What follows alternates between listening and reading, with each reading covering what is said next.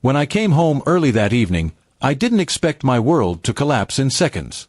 I had left work with flowers in my hand, thinking of surprising my wife, Lisa, with dinner and laughter.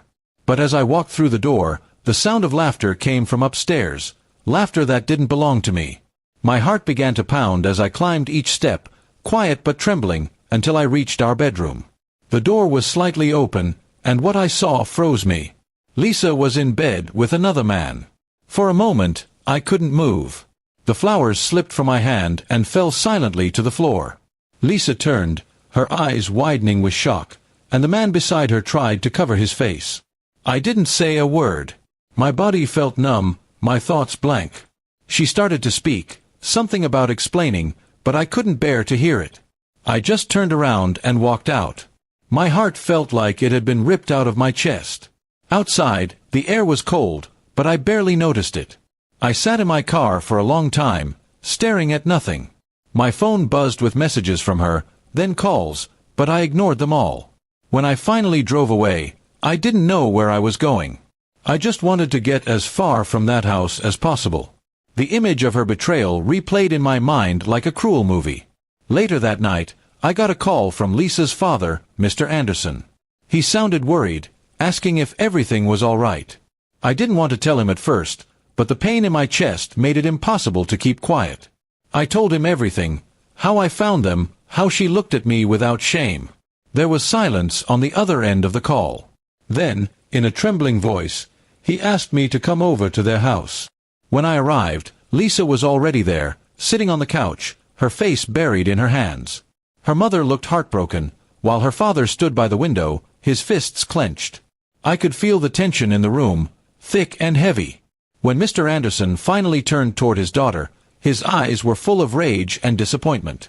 "Lisa," he said quietly, his voice shaking, "what have you done?" She tried to defend herself, mumbling excuses about loneliness, about me being too busy. But before she could finish, her father slammed his hand on the table.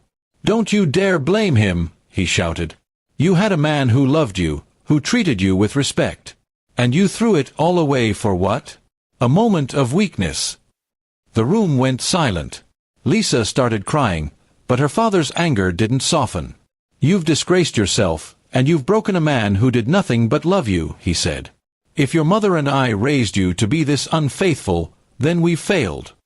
His words cut through the air like a knife. Even I couldn't hold back my tears then.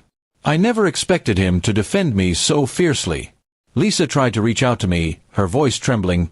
"Mark, please, I made a mistake." But I stepped back. "No, Lisa," I said quietly, "you didn't make a mistake, you made a choice." Her father looked at me, his expression full of guilt and sorrow. "Son," he said, "you don't deserve this pain. You don't have to forgive her. Not now, not ever." For the first time, I saw Lisa's father cry. He turned away, covering his face, whispering that he was ashamed of his own daughter. The weight of that moment hit everyone in the room.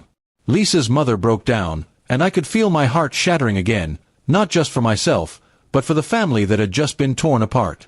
After a long silence, Mr. Anderson turned back to me. "You should leave her," he said firmly. "Don't let her destroy more of your peace. She's made her choice, and now she must live with it." His words were hard to hear, but deep inside, I knew he was right. I nodded slowly, tears streaming down my face. That night, I packed my bags and left the house I once called home. Lisa tried to stop me, begging for another chance, but I couldn't do it. Trust, once broken, can't be repaired so easily. I walked out into the cold night, feeling like everything I had built had vanished in a single day. Days turned into weeks, and the pain slowly began to fade. Mr. Anderson called me a few times, always apologizing for what happened. I told him it wasn't his fault. In truth, his words that night had changed everything for me. They gave me the strength to move forward instead of drowning in grief. Months later, I heard that Lisa had moved back in with her parents.